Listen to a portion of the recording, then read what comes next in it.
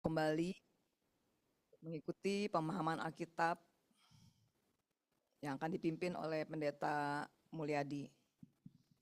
Kita bersyukur untuk kesempatan yang Tuhan berikan. Untuk malam hari ini kita boleh dikumpulkan bersama di tempat ini.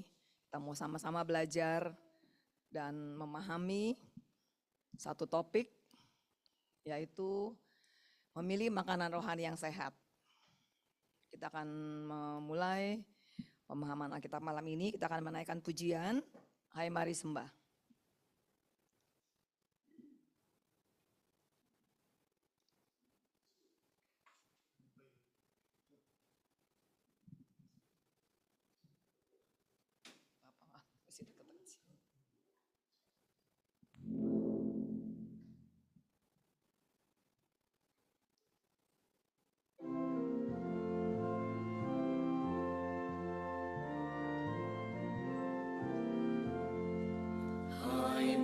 Mari sembah Yang Maha Besar, nyanyikan syukur dengan bergemar, perisai umat-Nya yang Maha Besar, mulia namanya, tahtanya megah.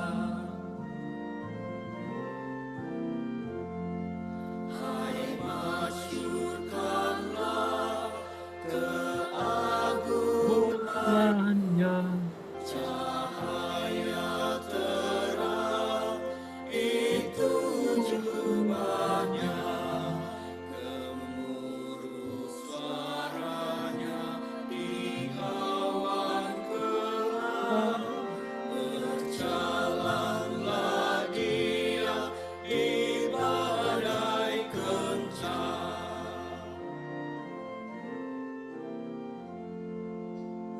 Warna penuh mujizat ajaib, ya Khalik Engkau membuatnya baik. Engkau memisahkan daratan dan laut, dengan kuasa firman besarlah engkau.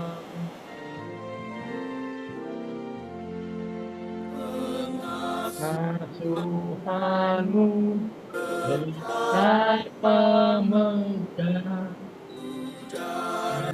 dan terang menyatakannya. tetesan dan hujan sejuk, lembah maupun bukit, cermin kasih-Mu.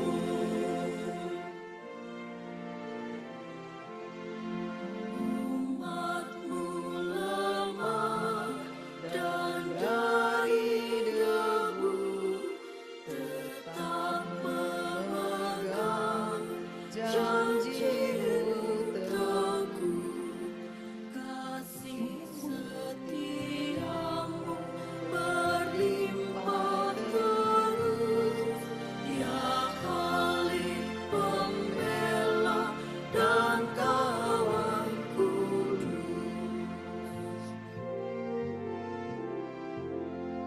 Yang Maha Besar, kekal kasih-Mu, malaikat memberi pujian merdu. Pun kami makhluk-Mu kecil dan lemah, mengangkat pujian serta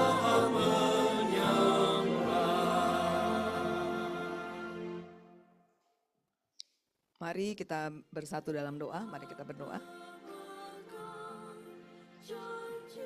Tuhan, Allah Bapa Surgawi, kami datang kembali ke hadirat-Mu, mengucap syukur Tuhan untuk penyertaan dan pemeliharaan Tuhan sepanjang hari ini.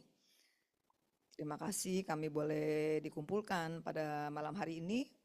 Bersama-sama kami mau belajar tentang firman Tuhan melalui hamba-Mu Pendeta Mulyadi.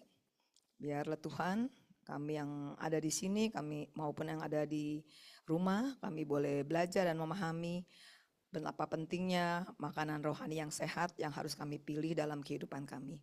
Kami mau belajar bersama Tuhan, biarlah Tuhan yang mau hadir dalam pemahaman Alkitab kami pada malam hari ini. Tuhan juga mau urapi hamba-Mu, Pendeta Mulyadi yang akan memimpin kami. Biarlah kami boleh belajar bersama-sama. Kami menaikkan doa kami hanya dalam nama Tuhan Yesus, Juru Selamat dan Penebus kami yang hidup. Amin. Tema PA kita malam ini adalah memilih makanan rohani yang sehat. Ternyata makanan sehat bukan hanya untuk jasmani kita saja, ya. Ternyata makanan sehat juga perlu untuk makanan rohani kita. Jadi kita akan belajar bagaimana kita memilih makanan rohani yang sehat dari Pendeta Mulyadi.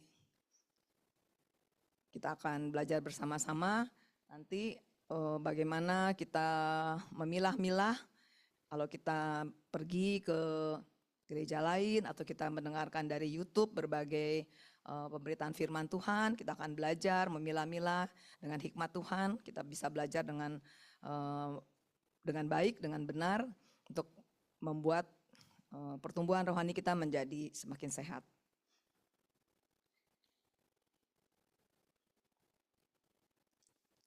Sebelum kita membaca dan mendengarkan firman Tuhan, kita akan menaikkan pujian dari KJ 53.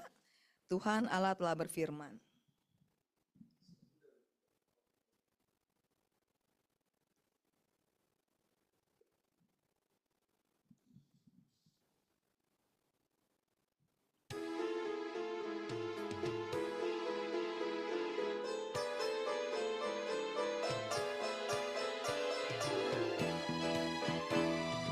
Tuhan Allah telah berfirman, haleluya. Pada Ya umat ya Tuhan. Buka telinga, hai umatnya, kabar yang baik dengarkanlah. Buka hatimu, Tuhan datang, hai yang beriman. Tuhan Allah telah berfirman, haleluya.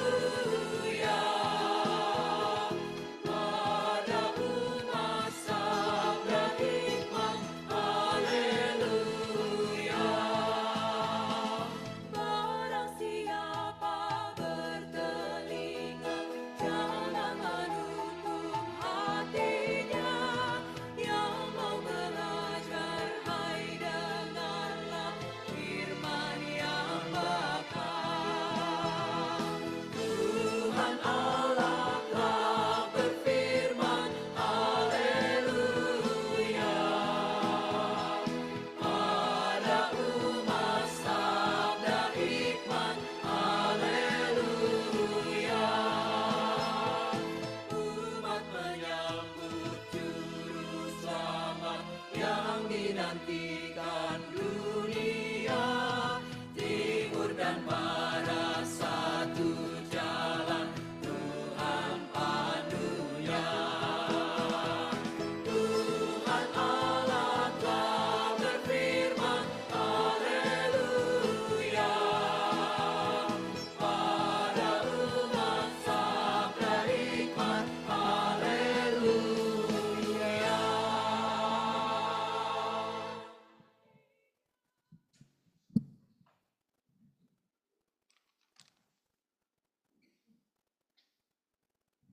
Baik, selamat malam. Nah, kita akan belajar bersama-sama dari teks Alkitab. Nanti kita akan lihat bagian yang mana yang akan kita telusuri. Tetapi yang menarik buat saya karena tema yang dipilih ini hubungannya atau kaitannya orang sering berbicara tentang kita sudah makan makanan jasmani. Mari kita sekarang makan makanan rohani gitu ya. Sering dengar gitu ya. Padahal sebenarnya ketika kita makan, apapun yang baik yang kita makan, kita mesti punya pemahaman yang kita makan itu sesuatu yang spiritual. Jadi kalau kita makan tomat, maka hal spiritualnya mesti muncul sebab tomat itu tumbuh dari anugerah Tuhan kan? Gitu. Tanah Tuhan berikan, lalu ada pertumbuhan, proses dan seterusnya. Jadi itu secara alamiah, secara natural tumbuh itu mesti dipahami dalam kerangka spiritual. Jadi kita sebenarnya mesti ngomongnya makan makanan yang sehari-hari yang apa tadi? Cincau. Cincau itu artinya apa? Makan cincau pun kita mesti pahami itu sebagai sebuah interaksi rohani. Karena kalau Tuhan tidak kasih pertumbuhan, maka kita tidak bisa makan cincau. Dulu almarhum Pak Kun tadi mengatakan begini, kalau tanah mati, maka orang juga mati. Betul ya? Jadi kalau tanah masih bisa membusukkan segala sesuatu yang dikubur di dalamnya, maka kita mesti bersyukur berarti dia hidup. Jadi jangan lagi mengatakan tanah sebagai benda mati. Karena dia ada kehidupan. Dari sejak awal teks Alkitab kita mengatakan berkeriapan. Ada sesuatu yang hidup di dalamnya. Tanah adalah kehidupan. Nah, terima kasih tadi sudah dibuka dengan doa. Kita akan menyiapkan diri sekarang memasuki satu rangkaian. Maka saya ingin membatasi dulu. Membatasi. Ini batasan kita. Ya. Oh, kok tiba-tiba Yesus menginginkan daku? Ini batasan kita. Yaitu bahwa kita mesti memperhatikan beberapa model aliran gereja. Yang dimaksudkan aliran ini bukan aliran denominasi, tapi model. Saya hanya memilih 3 model. Ada model gereja yang alirannya seperti gereja kita, reformasi, cara berpikir, berproses, dan mendekati Alkitab, membaca Alkitab, polanya reformasi yang di dalamnya memakai sebuah pola pendekatan tertentu. Ya, itu yang pertama. GKI di dalam tata gereja menyebut bahwa kita punya warisan reformasi sebagai sebuah warisan sejarah. Reformasi itu muncul di zaman Luther, di zaman Calvin, walaupun sebelumnya juga pernah terjadi proses reformasi, tetapi tidak menggema begitu besar dalam sebuah aliran yang disebut dengan pola yang Protestan, gitu ya. Orang kemudian menyebut menjadi Protestantisme. Lalu ada juga yang bertahan mengatakan gereja kami adalah gereja yang Calvinis. GKI Calvinis bukan? Ya, Calvinis ya. Tapi sebenarnya gereja yang Calvinis itu mesti disebutnya sebagai gereja yang Calvinisme. Karena yang Calvinis itu sudah hampir ya nggak ada udah. Ya, Indonesia saja punya warisannya karena hasil terbang dulu kemana-mana. Jadi hasil peristiwa dari reformasi, kemudian ke Belanda, ke Jerman, kemana-mana datang ke Indonesia. Melalui proses pekabaran Injil dan sebagainya. Ya, dan itu kalau ibu-ibu, bapak-bapak mengetahui peristiwa yang berlangsung dulu sekali, mungkin sekitar abad ke-7, Indonesia sempat dikunjungi oleh para pekabar Injil yang datang dari, mereka nyebrangnya sih katanya dari Tiongkok ya, tapi orang-orangnya adalah orang-orang Nestorian. Kuburannya diyakini, dipahami, diakui ada di Kampung Baru sana, di daerah Sumatera Utara, di dekatnya daerah Brastagi begitu, ya, Kampung Baru, seberangnya Sibolangit. Saya sempat ke Sibolangitnya tapi tidak sempat ke kuburannya, pengen tahu juga seperti apa itu. Katanya itu dari abad ke-7. Itu artinya warisan kita tidak melulu dari zaman reformasi. Cuman memang tidak masuk ke GKI, karena GKI baru lahirnya pada masa Tionghoa Ki Tok Kau Hue, tahun berapa itu? 1800-an ya. Kalau yang Jawa Barat melalui pertobatan Anggun Sui. Nah, itu sedikit sejarah. Sehingga kalau kemudian di dalam perjalanan GKI ada pengaruh-pengaruh yang muncul dengan pendekatan-pendekatan budaya, ya bisa dimaklumi. Karena dulu lahirnya dari Tionghoa Ki atau Kauhue. Rada dekat dengan budaya-budaya Tionghoa. Di masa itu prosesnya luar biasa. Tapi GKI itu sempat kemudian mempunyai pemahaman pokoknya kita harus putus dengan budaya. Maka kita sempat menolak barongsai gitu kan dulu ya. Lalu ada pertanyaan, kalau ada anggota gereja kita nih, lalu engkongnya meninggal. Lalu dia kemudian disuruh sembahyang pakai hio. Itu boleh apa enggak? Nah dulu ada perdebatan begitu. Ya. Nah, tapi bukan itu konteks kita sekarang. Yang saya mau katakan adalah caranya jadi demikian. Sehingga latar belakang teologi kita menjadi sedemikian rupa. Karena pengaruh-pengaruh itu. Yang kedua, kita berjumpa dengan satu faktor di dalam perjalanan kita, yaitu munculnya pola Pentekostal atau juga kita sebut dengan pendekatan mirip-mirip karismatik. Nah ini tahun 80-an luar biasa merebak di gereja kita, ya, di GKI. Sangat luar biasa, meledak betul. Ya. Remaja-remaja pada masa itu seperti saya di masa remaja itu dipengaruhi sangat dengan pola ini. Apalagi keluarga kami punya latar belakang Pentakosta. Dulu masa kecil kami di gereja Pentakosta. Dengan latar belakang Pentakosta, di masa remaja teman-temannya yang hidupnya bersama dengan pola karismatik. Kemudian saya pindah ke Tangerang di GKI Sutopo. Di GKI Sutopo kemudian kami berjumpa dengan teman-teman yang para pemuda, kakak-kakak senior itu hidupnya dengan pola demikian. Kami cukup terpengaruh di masa itu. Ya. Bapak Ibu yang hidup di zaman itu bersama-sama dengan GKI tentu tahu apa yang terjadi di masa itu. Lumayan serius pergulatannya. Saya tidak tahu apakah pada waktu itu sinode sampai kemudian memikirkan, menurut saya sih sampai berjuang keras. Sebab di GKI Samanhudi itu pernah muncul satu buku pegangan ajaran tentang Pentakosta baru yang kemudian diadopsi menjadi satu sumber di tata gereja, tata tertib, tata laksana GKI Jabar dulu. Ya, ada di bagian belakang itu ada ininya, ada apa namanya? Lampirannya. Sekarang juga ada ya, Pendeta Novita, sekarang masih ada itu ya. Saya tidak terlalu fasih dengan tata gereja yang terbaru. Lumayan tebel, agak panjang gitu ya, tapi memang harus dipelajari. Saya sedang mencoba. Nah, aliran gereja ini atau model pemahaman gereja ini menekankan begini, katanya pentingnya pencurahan Roh Kudus dari peristiwa Pentakosta kita tahu. Dan kemudian mereka sampai mempelajari Roh Kudus itu. Karena apa? Karena Roh itu bisa berbicara kepada kita sedemikian rupa. Polanya seperti apa mereka perkenalkan demikian, ya. Nanti ketika sedang menyanyi, tiba-tiba nyanyian itu berubah menjadi sebuah penyembahan, gitu kan? Ya, itu pola. Dan nah, ada banyak yang lain, Ada orang menyebut sekarang ini unbeliever, Christian atheist, wah macam-macam, ya. Tapi juga ada yang scientist.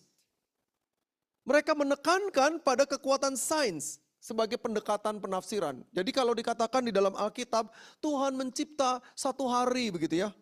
Tapi itu kemudian berlangsung pada sebuah proses yang bermiliar tahun begitu. Tuhan mencipta satu kali dan itu berlangsung secara alamiah prosesnya. Mereka menyebut dengan istilah prokreasi Allah pada penciptaan. Jadi begitu panjang. Sampai kemudian mereka berkenalan dengan pola demikian, kalau begitu kita mesti mendekati Alkitab dan cara beriman kita dengan pola-pola sains. Karena itu katanya sains dan logika itu tidak boleh dibuang di dalam pendekatan Alkitab. Karena sains dan logika adalah anugerah Tuhan. Kalimatnya gimana? Kasihlah Tuhan Allahmu dengan segenap hatimu, dengan segenap jiwamu, dan dengan segenap akal budimu. Ya, akal budi itu apa? Rasio. Jadi mereka mengatakan ini Alkitabiah. Nah, tugas kita sekarang bukan kemudian mengatakan itu salah, itu benar. Saya paling benar. Bukan itu. Karena kalau itu yang terjadi, maka kita tidak belajar mengenali sebuah perkembangan dan munculnya berbagai denominasi gereja. Ada berapa denominasi gereja di Indonesia? Ada yang tahu nggak? 10? Wah, lebih. Banyak. 300 lebih.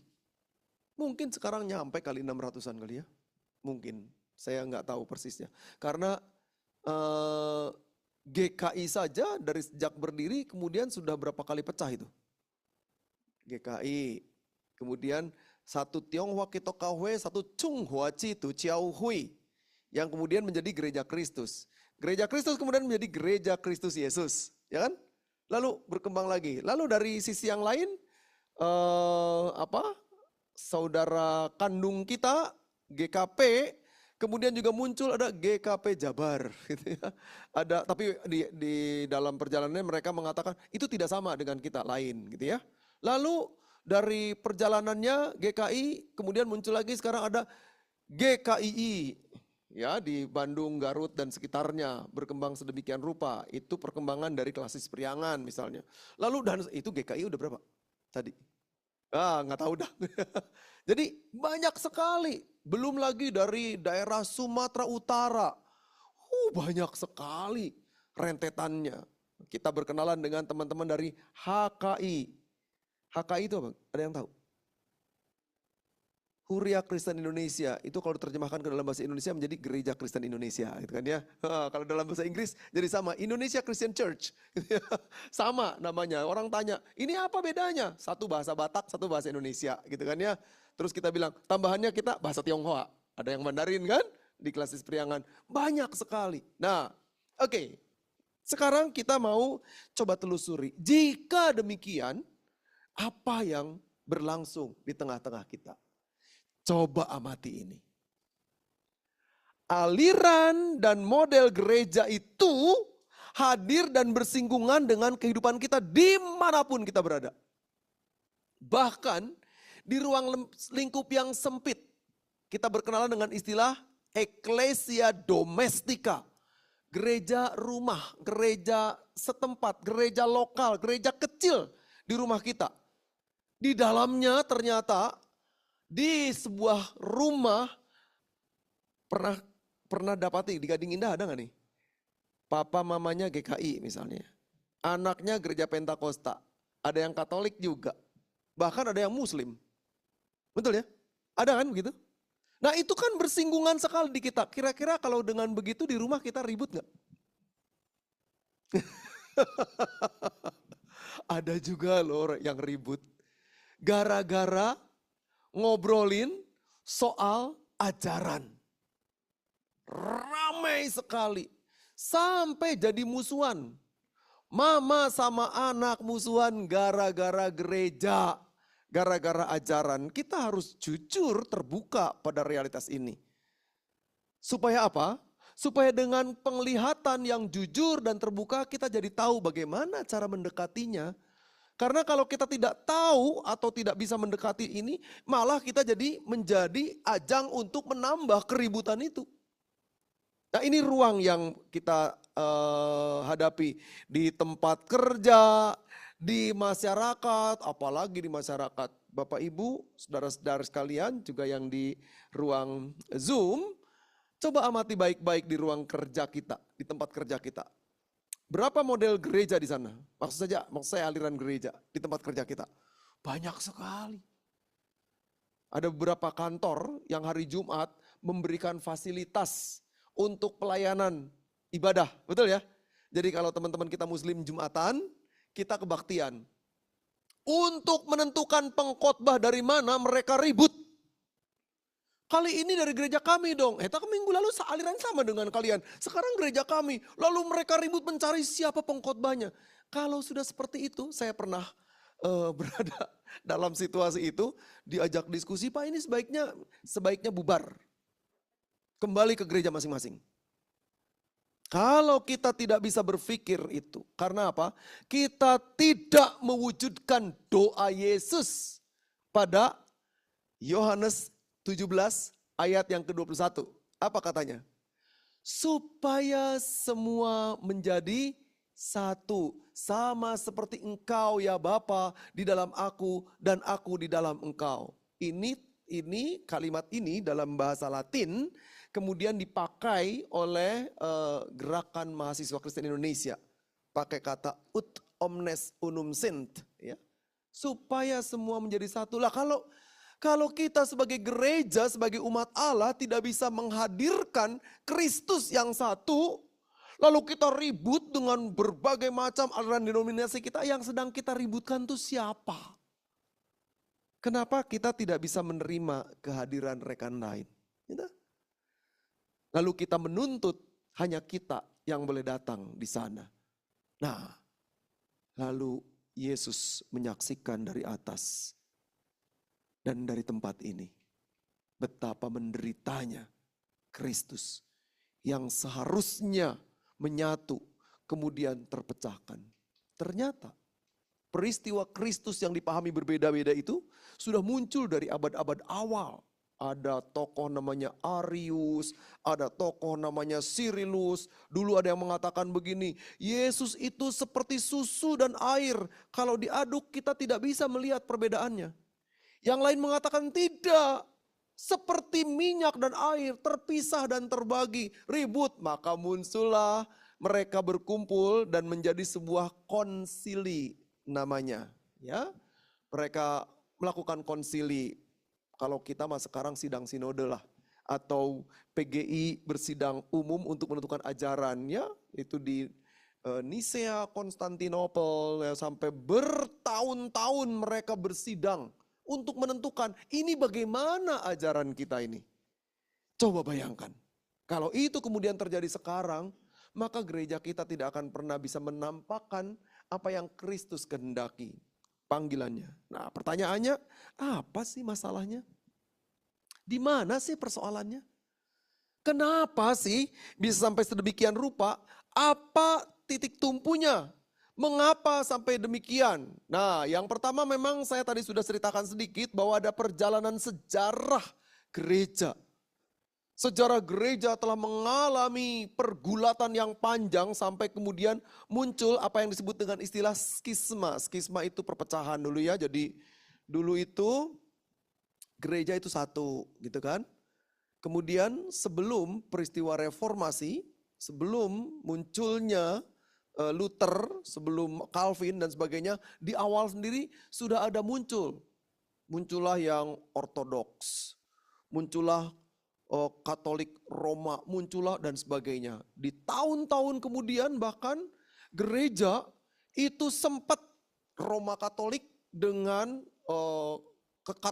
katolisitasnya itu ya, muncul sampai kemudian 2 kepausan.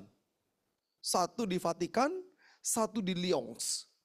Wah, itu luar biasa. Nah, di masa itulah kemudian munculnya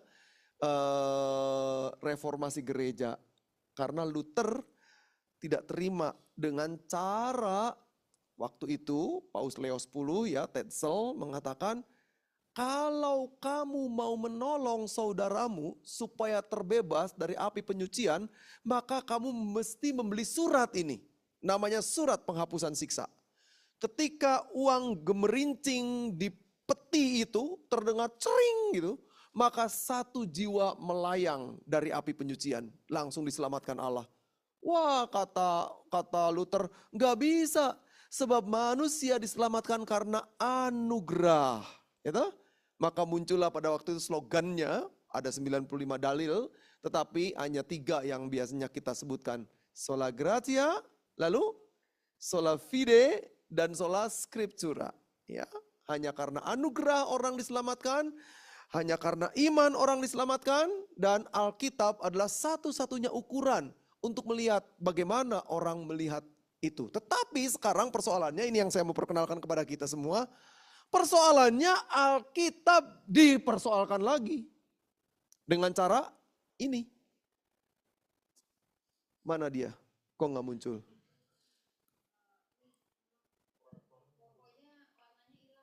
Oh, saya mestinya pakai yang tajam ya.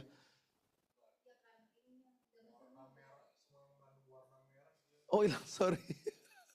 Di sini ada tulisan namanya Oh itu tuh muncul tuh ya.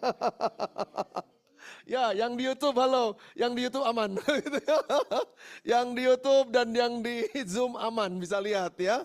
Itu muncul apa yang dikenal dengan istilah hermeneutik ya. Nah, hermeneutik.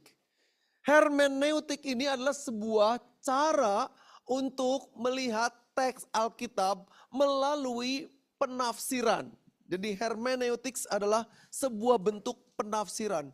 Alkitab ini lahir dan hadir harus diproses melalui tafsiran. Tafsirannya apa? Ada tafsiran budaya, ada tafsiran ekonomi, ada tafsiran psikologis, ada persoalan-persoalan antar umat, ada persoalan-persoalan relasi dan interaksi yang berbagai macam gitu kan ya. Karena itu seorang yang bernama Nibur, dia mengatakan begini, perlu pendekatan terhadap budaya. Dan dia menulis sebuah buku yang menarik judulnya Christ and Culture. Kristus dan kebudayaan. Ada 5 tipologinya. Saya tidak akan jelaskan semua karena bukan di sini ruangnya. Tetapi paling tidak ia mengatakan begini. Orang-orang tertentu mengatakan begini. Kristus melawan kebudayaan. Christ against culture. Karena itu sesuatu yang tidak sejalan dengan Kristus. Tolak dan lakukan sesuatu. Maka tidak jarang kemudian kita melihat orang-orang kemudian ketika di rumah orang sakit-sakitan terus gitu kan ya. Kemudian ada wah macam-macam orang tanya ada apa di rumah? Ini saya dulu pernah dikasih batu cincin. Batu cincinnya sepertinya datangnya dari Cirebon gitu ya. Nah, saya orang Cirebon nih. Di Cirebon kemudian diisi sama orang-orang dari tempat tertentu gitu. Wah kalau gitu sekarang batunya harus dikeluarkan. Aduh ikatannya emas. Ikatannya itu yang membuat kemudian kamu jadi sakit-sakitan sekeluarga. Lalu dia ambil itu, terus dibakar. Lalu apa lagi? Pernah dengar nggak istilah budaya seperti ini? Yang against culture, Christ against culture. Orang dari budaya tertentu, mereka punya kain-kain daerah. Kain itu untuk selimut sebenarnya atau sarung gitu ya. Kainnya bagus sekali. Lalu mereka bilang begini, kain ini dibuat dengan cara memakai mantra-mantra tertentu. Karena itu kainnya harus kemudian diambil dan kemudian dibakar. Lalu saya penikmat budaya ya. Dan saya senang sekali dengan produk-produk budaya dari berbagai daerah gitu. Saya punya banyak sekali kain dari Ambon, dari NTT, dari Papua, dari Sumatera, dari Batak begitu kan. Banyak sekali kain saya di rumah. Melihat dan mendengar kain dibakar tuh aduh rasanya sedih banget gitu ya. Wah ya udahlah mendingan buat saya aja. Beberapa tahun yang lalu datang ke gereja kami di Muara Karang. Ada orang yang cerita begini. Dia bilang, Pak ini saudara saya dirawat di rumah sakit sudah berminggu-minggu. Tidak sembuh-sembuh. Ternyata dia menyimpan banyak sekali keris. Kerisnya dibawa ke gereja. Waduh, saya bilang gimana ini? Lalu ya sudah, kalau Anda mau serahkan ke saya tapi jangan ditanya-tanya ya, saya apain? Dikasih loh, kerisnya banyak sekali. Terus saya bilang begini. Ini kerisnya masih ada lagi nih satu nih. Enggak Pak, udah habis. Masih ada. Tapi ya sudahlah, kami berdoa. Berdoa bersama-sama ya saya dengan satu penatua di situ. Kemudian 8 jam kemudian meninggal orangnya. Sakitnya cuma bisul doang di paha. Tapi merembet sampai ke bawah gitu. Enggak sembuh-sembuh. Meninggal dia. Begitu meninggal saya datang ke rumahnya.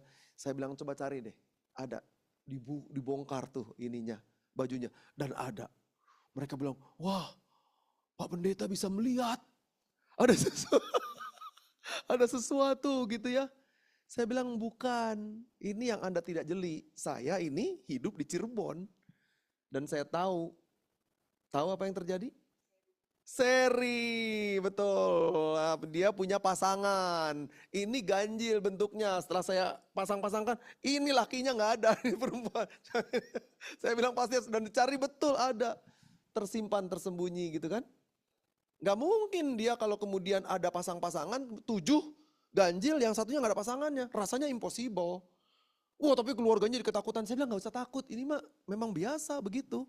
Orang kalau nyimpen yang ngerti keris, ada pasang-pasangan, ada juga yang tidak pasangan gitu ya. Nah itu situasi. Dan ya kayak ginian kan tidak boleh didekati dengan cara yang lain karena memang begitu budaya. Nah tapi orang dalam proses hermeneutik seperti itu, mereka melakukan pendekatan asal jadi. Dan Alkitab seringkali diterjemahkan sedemikian rupa. Ini sebuah persoalan serius di dalam pergulatan gerejawi. Ya. Karena itu di tengah-tengah proses ini, maka kita bersama-sama perlu melakukan sebuah pendekatan supaya teks itu menjadi baik untuk kita. Karena apa? Karena konteks yang terjadi di masa itu berbeda sekali dengan situasi kita di zaman sekarang. Saya nggak bisa membayangkan kalau kita membaca Alkitab kita. Ada yang tahu nggak kenapa sampai kemudian Abraham membawa Ishak ke puncak bukit Moria gitu kan? Lalu kemudian dia diapakan? Dikorbankan ya. Jadi nggak dikorbankan? Nggak jadi. Nah ini juga salah satu perdebatan. Yang dikorbankan itu Ishak atau Ismail? Ternyata baik Ishak maupun Ismail nggak dikorbankan. Karena yang dikorbankan kambing. Nah, ya ini agak sedikit humor ya. Agak sedikit humor. Tapi ternyata pada masa itu, kenapa sampai demikian? Karena ada kebiasaan di bangsa itu, mereka memberikan persembahan kepada Molok. Ibu bapak nanti silahkan di search di Alkitab kita, yang punya Alkitab elektronik, silahkan di search, ya searching. Molok. Di situ ada dewa Molok yang mereka biasa menerima persembahan anak. Jadi kalau subuh-subuh ini jam 3 gitu, jam 3 lah jam 1. Kedengeran orang tua yang geradak geruduk bawa kayu gitu ke atas keledainya. Lalu anaknya sedang bobo, diangkat keledai itu. Dan kemudian besok orang gak akan tanya, mana si Ben gitu ya, namanya Ben misalnya. Kok gak kelihatan? Gak akan nanya orang. Semua sudah tahu bahwa Ben sudah jadi korban persembahan di atas bukit sana. Nah, yang dilakukan oleh Allah terhadap Abraham dan Abraham terhadap Ishak, maka dia melakukan sebuah bentuk pembaruan kritik terhadap situasi itu. Karena dia tidak mengorbankan anaknya. Tetapi kemudian dalam peristiwa Kristus, Allah malah melakukan sesuatu yang lain lagi. Ya toh? Kristus jadi korban untuk semua. Tapi bukan dengan cara korban bakaran.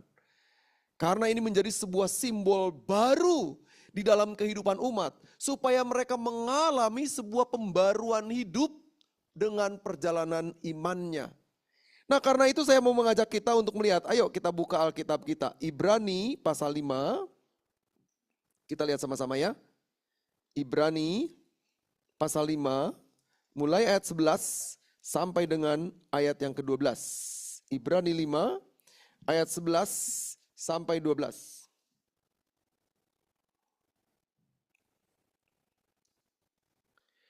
Perhatikan ini. Tentang hal itu banyak yang harus kami katakan. Tetapi yang sukar untuk dijelaskan karena kamu telah lamban dalam hal mendengarkan.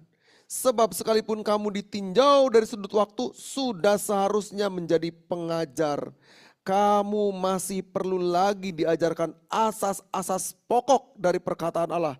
Dan kamu masih memerlukan susu, bukan makanan keras. Ini karena apa? Dikatakan sampai kemudian sebutannya lamban. Katanya ya, lamban.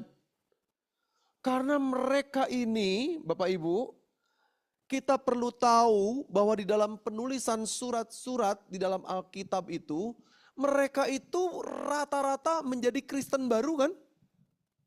Ya toh? Karena Kristen baru proses untuk menerima pengajaran itu tidak begitu cepat. Apalagi di zaman itu, Paulus itu paling datang ke sebuah kota berapa minggu. Lalu pergi. Dari sana dia mengirimkan suratnya. Saya mau tanya, kira-kira suratnya kalau dikirim dari sebuah tempat di mana ya kalau saya sebut di Indonesia nih. Dia mengirim surat dari Ambon yang nunggu di Jakarta gitu. Nyampainya berapa lama? Naik kapal dulu.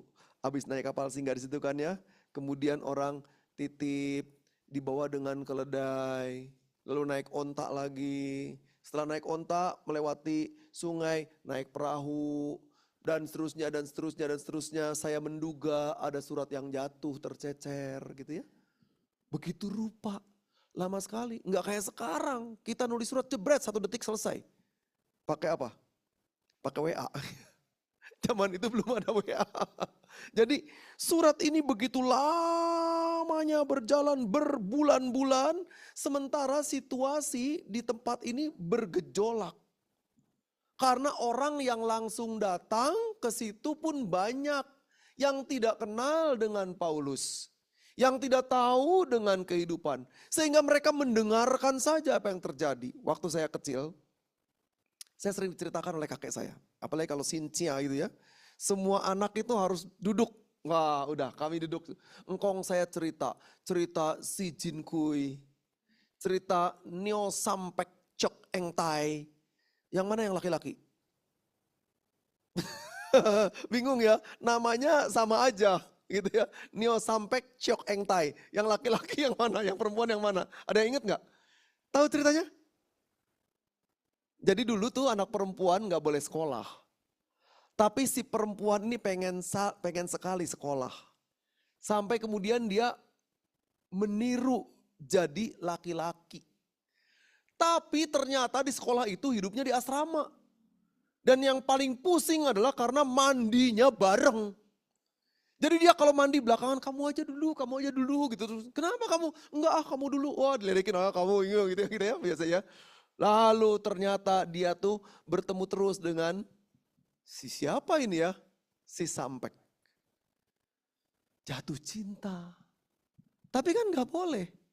Lalu dalam perjalanan sedemikian rupa, ya pokoknya dia sedih sekali ya si Sampek, si Eng Tai ini sedih sekali karena ternyata mau dijodohkan gitu.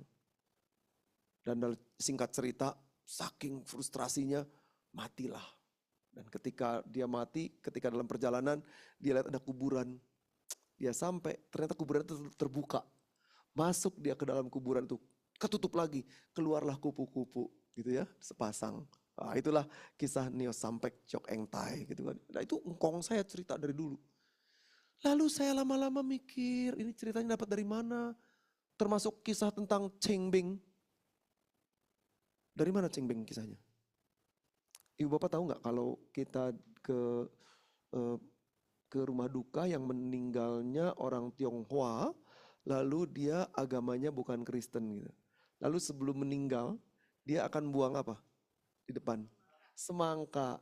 Tahu nggak dari mana cerita itu? Itu kisah Li Simin. Ini bukan Cheng Beng ya, kalau Cheng Beng lain lagi. Li Simin, ceritanya dia meninggal. Ketika meninggal sampai ke sana, ternyata gersang sekali, nggak bisa minum, nggak ada air. Lalu Dewata mengatakan begini, kalau kamu mau ke sini lagi, masih mau hidup, kamu ke sana pulang dan cari buah-buahan yang mengandung air. Truk, ceritanya dia kembali ke bumi gitu kan. Dibilang di sana mesti kasih ini, wah buah yang paling banyak airnya semangka. Maka dikasihlah semangka, gitu doang sih ceritanya gitu ya. Kalau cerita Cheng Beng itu ada raja yang sangat kuat gitu ya. Tapi kemudian satu-satunya kisah ternyata orang tuanya nggak jelas. Lalu orang ini bilang, kita cari orang tuanya. Dicari-cari nggak ketemu. Punggawanya bilang begini, Tuanku Raja, masyarakat sudah tahu sekarang bahwa Tuanku Raja tidak punya orang tua. Maka kalau itu benar, Tuanku Raja jatuh dengan sendirinya. Raja langsung bikin perintah, semua masyarakat harus bersihkan kuburan orang tua. Dibersihkanlah semua kuburan. Ternyata tertinggal 2 kuburan yang gak ada pemiliknya. Maka si raja ini datang sujud-sujud. Aduh mama papa minta ampun, saya anak durhaka gitu ya. Dan dibersihkan sekarang. Sejak saat itu kemudian muncullah acara membersihkan kubur. Sederhana sekali. Nah cerita ini awalnya saya terima dengan versi yang berbeda-beda dari kakek saya. Lalu saya dapat. Nah macam-macam kan? Gitu. Alkitab juga dulu dimasuki dengan ajaran yang berbeda-beda oleh orang-orang yang tidak sempat berkenalan dengan Paulus. Maka kemudian di dalam surat Korintus ditekankan, janganlah kamu bergaul dengan orang yang tidak setara, dengan tidak seimbang. Lalu kita kemudian sekarang menerjemahkannya, kamu jangan gaul dengan orang yang tidak Kristen. Keliru itu. Karena maksudnya dengan orang-orang yang kalau mereka tidak pernah berjumpa dan berkenalan dengan ajaran Paulus, kamu tidak mengerti kenapa demikian. Karena di masa lalu itu pola hidupnya sedemikian rupa. Waktu kecil saya membaca sebuah majalah bergambar untuk cerita Kristen. Judulnya Quo Vadis. Ada yang tahu majalah itu? Setelah saya dewasa dan studi teologi, kemudian ada seorang editor di sebuah penerbitan anggota GKI Muara Karang. Dia tiba-tiba menghadiahi saya, Pak, Bapak pasti senang baca buku ini. Loh, Quo Vadis? Kok kayaknya saya pernah baca waktu kecil. Oh, majalahnya ya, majalah bergambar, komik lah begitu. Ketika saya baca, wah ini versinya sudah diterjemahkan ke 110 bahasa. Jadi saya baca cepat-cepat. Itu betul ternyata buku yang saya baca. Nah di cerita Quo Vadis itu digambarkan bagaimana kehidupan mula-mula masyarakat. Mereka berjumpa dengan Kristus, tokoh-tokoh seperti Lydia, Gard, dan Grotto, dan nama-nama yang sangat kental dengan itu. Nah itu yang membuat kemudian ajaran gereja berkembang. Termasuk pada masa Nero. Gitu ya. Oke, saya agak bolak-balik ke cerita sejarah. Lalu Paulus mengatakan makanan lunak. Penulis surat Ibrani, maksudnya penulis surat Ibrani menggambarkan bahwa umat masih sulit menerima pengajaran yang berat dan berbobot. Karena pola makannya begitu. Maksudnya makanannya makanan rohani, itu yang tadi saya sebut dengan istilah makanan rohani, pengajaran. Ya, pengajaran mereka belum bisa menerima pengajaran yang lebih. Masih di level ini, karena mereka orang Kristen baru. Saya mau tanya sekarang, kalau gitu sekarang kita ini orang Kristen baru atau orang Kristen lama? Saya ini orang Kristen keturunan, ya dari lahir trot gitu, langsung Kristen saya. Tapi tidak jarang dari kita yang lahirnya bukan Kristen kan? Dan berproses sedemikian rupa. Tapi saya mau mengatakan, kita tidak bisa mengukur iman orang dari dia baru atau lama. Yang mungkin kita tahu adalah cara dia memahami yang berbeda-beda. Ini yang tidak boleh membuat kita pecah. Karena apa? Karena ini hasil dari kita makan makanan yang demikian rupa, dampaknya ada pada pengajaran kita. Yaitu, kualitas pengajaran ini membuat kita, setiap umat perlu menekuni ajaran gerejanya agar memahami pegangan ajaran gereja dimaksud. GKI belum menetapkan secara khusus pegangan ajaran gereja, gitu belum ada. Tapi ada rumusan-rumusan, lampiran-lampiran di dalamnya. Pegangan ajaran tentang Alkitab, pegangan ajaran tentang Pentakosta baru, pegangan ajaran tentang pengobatan alternatif. Kita punya tuh. Ya, tapi bentuknya lampiran, belum menjadi keputusan seingat saya. Belum jadi, rasanya secara sinodal belum ditetapkan demikian. Tapi itu terus dikaji, diseminarkan dan sebagainya.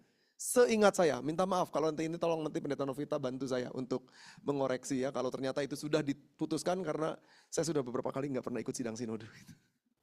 Jadi nggak tahu, mungkin 3-4 kali saya nggak ikut sidang sinode. Di masa COVID juga saya nggak sempat ikut. Ya. Barangkali ada keputusan terbaru, mungkin perlu ditegaskan. Nanti tanggal 5 Oktober ini juga akan sidang sinode wilayah ya. Saya juga nggak bisa ikutan lagi karena ada pemberkatan nikah. Jadi begitu. persoalannya adalah supaya kita memahami pegangan ajaran gereja kita. Khusus untuk GKI, maka kita perlu melihat pegangan ajaran gereja itu landasannya cukup kuat. Satu, tidak boleh di pegangan ajaran kita kemudian menuding-nuding gereja lain. Tidak boleh menuding-nuding agama lain. Bahkan di dalam tata gereja kita ditegaskan supaya sedapat mungkin kita membangun kerjasama dengan mereka. Karena itu kita mengembangkan kesempatan untuk buka puasa bersama, ya toh? Aktif di lembaga-lembaga ekumenis, ya. Saya bersyukur sekarang Pendeta Novita berada di forum kerukunan umat beragama, gitu ya. Saya sih tidak pernah duduk di situ, tapi terus-menerus akrab dengan teman-teman di sana. Ini kesempatan kita untuk ikut serta, karena itu bagian dari kontribusi kita. Nah, yang berikutnya, oh ya, satu lagi. Karena itu kita juga mesti ekstra hati-hati ketika ada ajaran-ajaran yang justru meleceh-lecehkan yang lain. GKI termasuk sering dilecehkan gereja lain nih, ya. Orang maksudnya, bukan oleh gerejanya, tapi oleh oknumnya. Maka dibuatlah sebuah singkatan baru, nama baru dari kepanjangan GKI. Apa itu? Gereja kurang iman.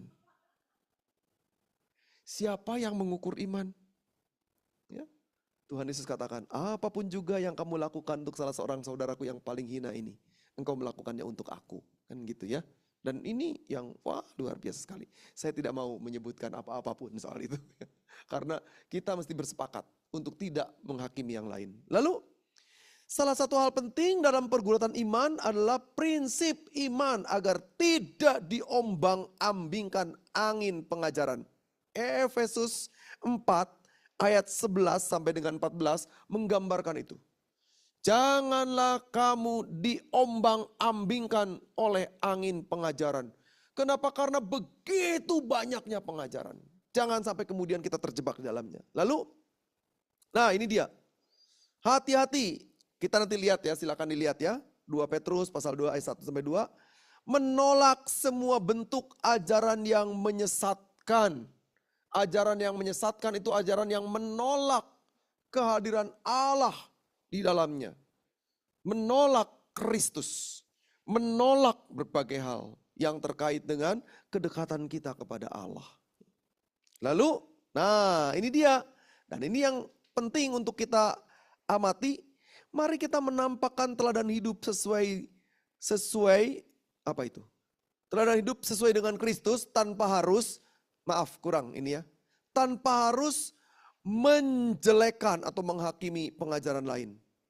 Maaf ya, ada yang kurang di sini nih. Ya. Teladan hidup sesuai dengan apa yang Kristus ajarkan, tanpa harus menjelekan atau menghakimi pengajaran yang lain. Di dalam Yohanes 13 ayat 15 digambarkan sesuatu yang penting tentang itu. Jadi kita punya sikap, tetapi kita tidak boleh membuat orang lain kemudian merasa terhina karena kita. Yang terjadi seharusnya terbalik. Orang belajar dari kita, memahami apa yang kita rindukan. Nah, biarlah ini menjadi pemicu buat kita untuk bisa berdiskusi. Kalau ada yang ingin didiskusikan. Mari silakan. Apakah ada komen atau respons termasuk yang di Zoom ya. Kalau ada pertanyaan-pertanyaan atau tolong saya dibantu kalau ada chat box ya yang masuk. Mari silakan Bapak Ibu, adakah yang ingin dikomentari? Mari Pak.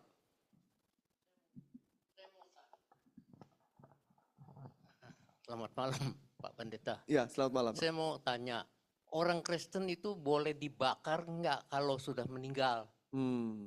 Ada yang bilang boleh, ada yang bilang enggak. Jadi saya bingung. Ya. Baik, terima kasih Pak.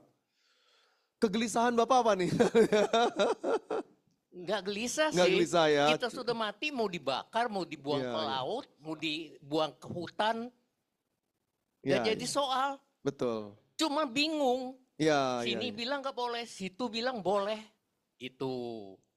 Dan, Ya, dan Pak. kalau ada juga yang bilang asalnya dari Tanah, debu debu menjadi debu, ya. menjadi debu. Kalau saya bilang kalau debu itu bukannya tanah, itu hasil pembakaran. Baru jadi debu. Kalau tanah, abu. Ini debu. Kalau abu itu hasil pembakaran. Iya. Ya. Itu saja Pak Pendeta. Baik, terima kasih Pak.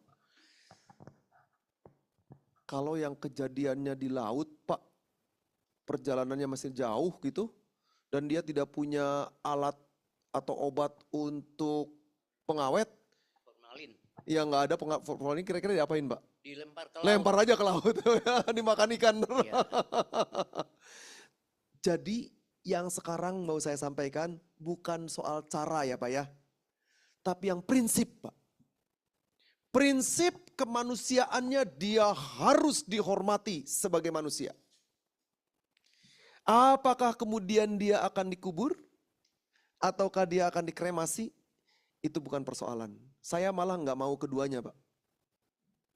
Saya nggak mau dikubur. Diangkat. Saya nggak mau juga dikremasi Pak. Diangkat hidup-hidup. Nggak bisa juga. Saya mau diserahkan ke rumah sakit Pak. Untuk jadi kadaver. Jadi alat praktek. Siapa tahu nanti cucu saya kemudian jadi calon dokter, dia lihat engkongnya gitu kan. Saya maunya tubuh saya diserahkan ke Fakultas Kedokteran Ukrida gitu kan. Supaya jadi ini. Karena jenazahnya mahal sekali Pak. Kalau kita mau beli. Mahal betul. Tapi tentu saya harus menyerahkan kepada yang hidup. Kalau yang hidupnya nggak tega, gimana bisa nyerahinnya? Nah, jadi persoalannya apa? Bukan soal apakah mau dikubur atau dikremasi, atau tadi kata Bapak bilang buang aja ke hutan. Kata buangnya itu yang tidak boleh Pak. Tapi perlakukan secara terhormat di hutan. Sebab orang Bali di kampung Trunyan, mereka itu jenazahnya nggak diapa-apain. Digeletakkan saja di tanah, lalu nanti dikasih bambu gitu, bambu yang diiris-iris ya, seperti reng gitu. Nanti dia digeletakkan di situ, tapi diperlakukan secara terhormat. Kasih pakaian gitu ya. Wajahnya ditutup, boleh pakai kopiah, boleh pakai apa, yang penting tertutup. Supaya apa? Supaya orang tidak melihat wajahnya itu. Karena ini perlakuan kehormatan kepada manusia. Jadi tindakannya bukan soal itu. Di Toraja Pak, ada sebuah kampung namanya Bori Parinding. Kalau ada yang ke Toraja tolong nanti mampir ke Bori Parinding. Itu megalit, banyak batu gede. Dan batu-batu itu dikerok untuk kuburan orang. Tapi di belakangnya, jadi ini bagian depan, kita jalan kira-kira naik sedikit aja. Sekitar 500 meter. Di belakang itu Pak, ada pohon gede banget Pak. Pohonnya banyak. Dan di pohon itu menjadi kuburan bayi yang belum tumbuh gigi. Jadi bayi yang meninggal, belum tumbuh gigi, maka orang akan mengerok pohon itu dan kemudian memasukkan bayi itu ke dalamnya setelah dibungkus dengan kain gitu ya, kain putih biasanya. Nanti ditutup dengan papan, ditutup lagi dengan ijuk. Ijuk itu dari sabut kelapa yang hitam itu ya. Nanti ditutup lagi dengan besi supaya tidak dimakan burung pemakan bangkai. Lama-lama kemudian si pohon itu kan kambiumnya tumbuh tuh.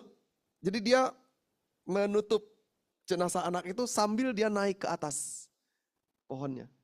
Karena pemahamannya pada pohon yang naik ke atas, maka anak itu dibawa kepada puang.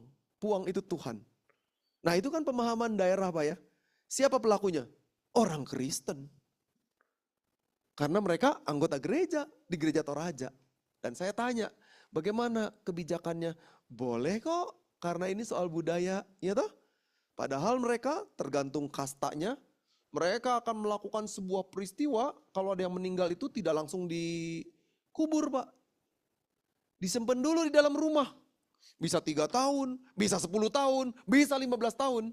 Mereka simpannya di rumah namanya tongkonan. Nanti ketika mereka sudah siap, beberapa jenazah dikumpulkan, lalu merayakanlah apa yang disebut dengan perayaan Rambu Solo. Mereka potong kerbau, potong babi gitu ya. Dan jenazahnya nanti diusung, naik ke tempat tinggi sekali di tebing. Di sana sudah ada dipersiapkan lubangnya dari batu. Jenazahnya nanti dimasukkan ke sana. Nah itu pola. Tetapi apapun yang dikerjakan oleh orang-orang pada masa itu dan sekarang juga di Toraja, itu dilakukan dengan cara yang sangat terhormat. Karena yang mereka lakukan adalah menghormati kemanusiaannya. Jadi persoalannya bukan lagi pada apakah dia dikubur atau dikremasi ya. Tapi sampai saat ini GKI masih menerima dan baru menerima dua hal itu. Dikubur atau dikremasi. Jadi tidak usah sampai bingung Pak, mau dikremasi atau dikubur. Yang penting sikap hormat terhadap jenazah kita perlakukan. Maka itu diselenggarakan ibadah. Begitu ya Pak ya? Apakah dibakar itu terhormat? Terhormat Pak. Terhormat. Sangat terhormat. Dan GKI mengenal juga pada sisi prinsip sebagai penghormatan kepada jenazah, tapi juga sisi praktis. Dua hal ini. Yang praktikal, tapi sekaligus yang prinsipal. Yang punya nilai prinsip. Saya melihatnya ya agak kurang hormat juga ya. Karena tulang-tulangnya itu digerus, ditumbuk supaya hancur. Itu bagaimana pendapat Pak Pendeta? Kalau yang dimakan belatung Pak di tanah? Kan dimasukkan ke dalam nih, di dalam ya Pak ya, di tanah ya. Kan terjadi pembusukan ya Pak ya. Iya. Lu digerogoti tuh Pak. Coba melihatnya jangan atas kuburannya, buka. Kenapa saya bisa bicara begini? Karena saya pernah ikut menggali kubur jenazah. Dan kebetulan kuburannya masih baru. Masih bau. Begitu dibuka, maaf ya, ini maaf. Yang sedang makan jangan terganggu. Belatungnya banyak sekali di mana-mana. Nah, yang tidak terhormat adalah ketika manusia tidak memanusiakan manusia. Ada yang dari Manado enggak? Selain Pak Clay. Orang Manado kalau kita datang ke Bandara Samratulangi ya Pak ya di Manado, begitu turun gitu terus ke tempat parkir kan, jangan langsung pergi Pak. Balik dulu, lihat bandara itu. Di sana tertulis sebuah slogan dari Bapak Gerung Samuel Ratulangi. Dia menulis sebuah ungkapan sito timoutumoutou. Biarlah yang hidup memberikan kehidupan kepada orang lain. Kalimat itu mau mengatakan biarlah dia menjadi orang terhormat. Nah, bagi kita yang mau mengetahui lebih dalam, silakan membaca buku salah satunya ditulis oleh almarhum Pak Andar Ismail pada serial Kemerdekaan Indonesia. Selamat. Lupa saya. Kebanyakan selamatnya jadi lupa. Ya, yang pokoknya itulah tentang kemerdekaan ya. Begitu Pak. Jadi ini pemahaman Bapak gitu kan ya. Terima kasih Terima Pak kasih. Pendeta. Oh, ada ya. Ini. Nah, terima kasih dari apa ya siapa nih? Siapa ya? Aduh, maaf birunya nggak kelihatan saya. Oke. Oh, Ibu Teli Manongko. Bagaimana menurut Bapak mengenai penginjil yang banyak di YouTube? Bolehkah kita mendengarkan sebagai masukan saja? Ya, kalau mendengarkan sih ya silakan ya. Kita mau belajar dari mana saja bisa. Saya juga tidak bisa mencegah orang untuk kemudian tidak membuka YouTube kan ya. Tapi yang penting adalah tadi kita punya prinsip lebih dulu. Kita punya Kita punya prinsip yang membuat kemudian kita tidak kehilangan nilai perjalanan kita.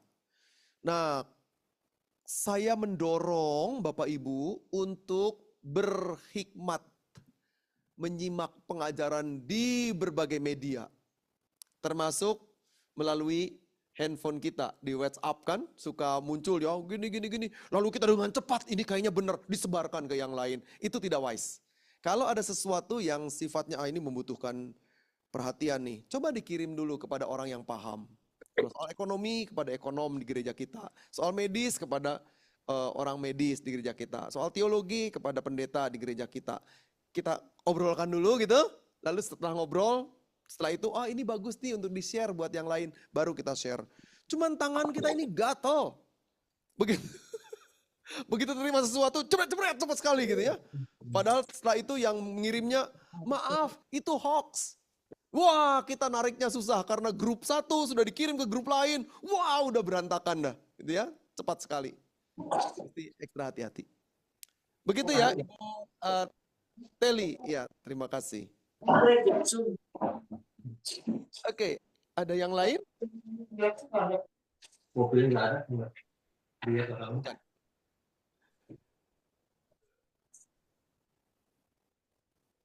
Nggak ada ya di sini ya? Ya. Sebagai masukan pun kita mesti punya filter yang baik. Supaya kan sama ya, kayak gini.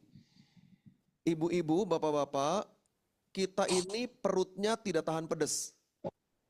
Jadi kalau ada orang bawa ke kita makanan yang pedas, dimakan nggak? Nggak, buat coba-cobalah, siapa tahu perut saya kuat. Rasanya enggak, ya toh? Karena saya tahu persis bahwa kalau begitu makan, saya mesti hidupnya bersama dengan kamar kecil. Kan kita tidak akan memakannya toh? Ya. Lalu kita mengatakan, sorry saya tidak makan makanan yang seperti ini. Kalau mau kasih ke saya, jangan yang pedas-pedas. Gitu ya. Contoh. Pengajaran juga gitu. Kita mesti betul-betul punya filter yang baik. Supaya mengobatinya relatif lebih gampang. Kalau sampai kemudian pada tingkat tertentu, oh ya saya mau ceritakan kalau gitu. Di tahun 80-an, itu pernah berkembang satu pemahaman orang mengatakan begini, kerajaan Allah sudah dekat. Sebentar lagi kiamat tiba. Maka sekarang juallah semua apa yang kamu punya, lalu bawa kemari dan kumpul di sini. Mereka berkumpul dan menjual. Begitu selesai, Tuhannya nggak datang-datang, kiamatnya nggak terjadi, mereka kemudian jadi berantakan. Mau pulang-pulang kemana, rumahnya udah dijual, harga murah pula. Lalu mau pergi kemana? Lalu orang yang didatangi itu kabur. Tahun 80-an juga muncul sebuah pengajaran namanya Children of God. Dan itu betul-betul kacau sekali secara proses. Maka itu yang Tuhan bilang kepada kita. Akal budi kita juga mesti berperan di dalamnya. Mengasihi Tuhan dengan akal budi. Supaya kita boleh mencerna segalanya dengan hikmat. Ya, oke. Terima kasih. Ada lagi kah? Mari Bu. Bahasa roh ya, oke baik. Mengenai bahasa roh, kalau menurut pendapat Pak Pendeta tentang bahasa roh ini kan ada beberapa gereja juga yang ada bahasa rohnya. Lalu kalau menurut Pak Pendeta sendiri, apakah ini sah-sah saja Pak diadakannya bahasa roh? Karena pada dasarnya setiap manusia kan tidak semua memahami gitu. Ada juga berpikiran kalau bahasa roh itu adalah sebuah manifestasi dari dia, kedekatan dia dengan Allah gitu. Yang mau saya tanyakan, ini bagaimana menurut pendapat Bapak tentang bahasa roh? Terima kasih. Baik, terima kasih Bu. Yang menjadi pegangan pertama untuk kita tidak mau menghakimi, itu dulu ya. Bahwa ada orang yang memahami bahasa roh, ya kita hormati caranya dia begitu. Kalau cara dia merasa bahwa itu punya kedekatan dengan Tuhan, dengan cara demikian, kita tidak bisa menarik dia. Karena itulah cara dia berinteraksi. Tapi di GKI kita punya pemahaman yang kuat tentang ini. Yaitu bahwa pada prinsipnya cara kita berinteraksi mesti menjadi manifestasi kehadiran roh Allah di dalamnya. Itu sebabnya kita nggak boleh tuh mencaci maki. Karena roh Allah tidak pernah mencaci maki, ya kan? Kita tidak boleh juga menyakiti orang lain dalam kata-kata kita. Karena kata-kata kita yang menyakiti tidak menjadi manifestasi dari kehadiran roh. Maka pola yang kita pahami, kalau roh Allah hadir di dalam hidup kita, kalimat kata yang kita ungkapkan menjadi kalimat kata yang membuat orang lain menikmati kebahagiaan di dalam anugerah Allah. Itu yang jauh lebih penting untuk kita lakukan. Lalu bagaimana dengan teman-teman kita yang memahami bahasa roh? ya baiklah kita hormati mereka dengan caranya. Karena kita juga tidak akan bisa menarik mereka keluar dari dalamnya. Mereka menikmati pola itu. Saya pernah datang, saya sudah katakan tadi ya, saya punya latar belakang Pentakostal. Dari kecil saya sampai sekitar kelas 5 SD. Dan itu pengaruhnya kuat sekali di dalam diri saya. Karena itu latar belakang teologi, pada beberapa hal saya mempunyai rumusan-rumusan yang relatif punya kedekatan dengan pola Pentakostal.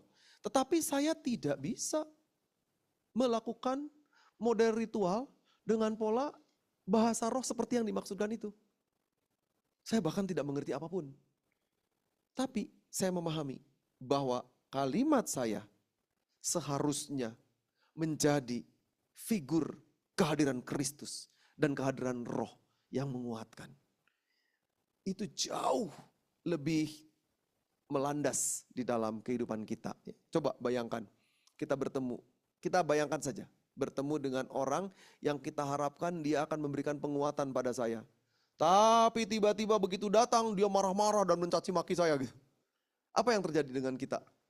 Kita kemudian menjadi shock dan kehilangan figur dia. Gitu? Nah itu sama persis. Maka mestinya kita hadir dimanapun, kita menghadirkan anugerah Allah, kasih Allah dan roh Allah di dalamnya. Itu jauh lebih mendarat. Dan roh Allah, bahasa roh hadir di situ. Begitu Bu. Makasih. Saya mesti lihat-lihat nih, takutnya ada yang muncul lagi. Baik, ada yang lain? Ada yang lain dari kita? Saya Pak. Ada dua. Ibu dulu ya Pak ya, sebentar. Yuk mari. Jadi prinsipnya apapun yang ada istilahnya di dalam lingkungan ke Kristen apapun, kita boleh dengar, kita boleh lihat, kita boleh dengar dengan prinsip-prinsip yang sudah diajarkan itu. Tapi nggak jarang juga ya terbawa juga dalam kehidupan kita itu kan. Kayak misalkan ya banyak hal yang ya kadang-kadang kita terpengaruh kan. Oh nggak boleh kayak gini loh, nanti kayak gini-gini misalnya gitu. Jadi makanya kenapa keluar tema boleh nggak sih kita istilah jajan gitu. Apakah kita boleh membagari dengan kita kan beda-beda ya, tingkat hikmat atau keimanan Kristen kita beda-beda. Jadi kita memagarinya gimana? Ya. Itu Pak. Kalau boleh atau tidak, itu agak sulit dijawab. Tapi bahwa realitas yang ada di sekeliling kita ya begitu, sudah ada. Jadi orang kan seringkali klik search kemana-mana gitu kan ya. Pertanyaan tadi tuh sekadar masukan, mendengarkan, sekadar masukan.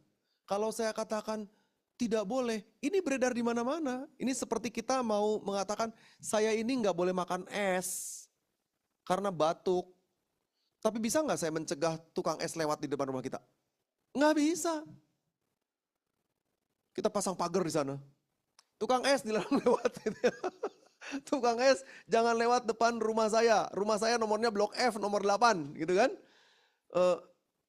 Dia mana tahu yang F, yang E, yang mana kan? Asal lewat aja. Nah itu pengajaran juga gitu. Dia nggak tahu kita siapa, lewat aja. Dan harapannya apa? Seperti penjual, harapannya orang menyetop untuk beli gitu kan ya. Nah, jadi bagaimana yang baik? Sekali lagi saya tidak bisa mencegah orang untuk melihat atau tidak melihat. Tapi yang baik adalah kita punya prinsip bahwa, dan karena itu pegangan ajaran gereja mestinya terus-menerus kita kumandangkan. Di gereja di Muara Karang itu setiap kali PMJ kita memperdengarkan tata gereja melalui pengajaran. Ya, itu sudah mulai bersama dengan Pendeta Novita dulu, kita sudah mulai kalau ada PMJ mulai dengan membacakan tata gereja gitu ya, bagian ini bagian. Terus lakukan juga ibadah pengajaran. Berapa kali ya kita bikin dulu, lupa saya. Pokoknya sering lah kita melakukan ibadah pengajaran. Supaya apa? Supaya umat tahu. Lalu warta kita mestinya berisi tentang pengajaran kita juga. Nggak usah panjang-panjang, setengah halaman aja. Misalnya ya berbicara tentang apa. Di situ muncul tentang bagaimana cara kita menyikapi ajaran ini? Lah muncul ada penjelasan setengah halaman. Saya sarankan jangan banyak-banyak karena begitu banyak nggak dibaca. Itu rumus ya, makanya warta jemaat kita bagian renungan singkat-singkat saja. Di kami sekarang singkat saja. Karena apa? Panjang-panjang nggak dibaca. Nah, termasuk barangkali warta jemaat ada 1-2 kalimat yang disampaikan. Warta jemaat kita akan kami akhiri dengan satu statement dari tata gereja tentang pengajaran ini. Yaitu bahwa GKI merupakan gereja yang mewarisi ajaran dari gereja reformasi. Titik. Dah, minggu depan yang lain lagi. Tentang banyaknya munculnya ajaran tentang ini, GKI menyikapi demikian. Titik. Kalau penasaran, datang di tempat ini. Kita bahas sama-sama. Gitu Bu? Ya. Oke, makasih. Bapak mau melanjutkan? Ya, silakan Pak.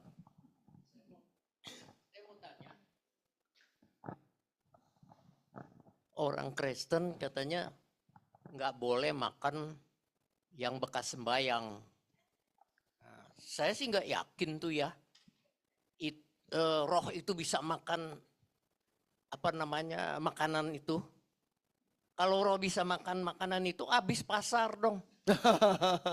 Diambil aja sama dia, kita nggak ngelihat. Lalu orang Kristen tidak boleh pasang hio katanya, begitu. Ini jadi kenapa nggak bolehnya? Nah, itu aja Pak Pendeta. Baik, terima kasih Pak.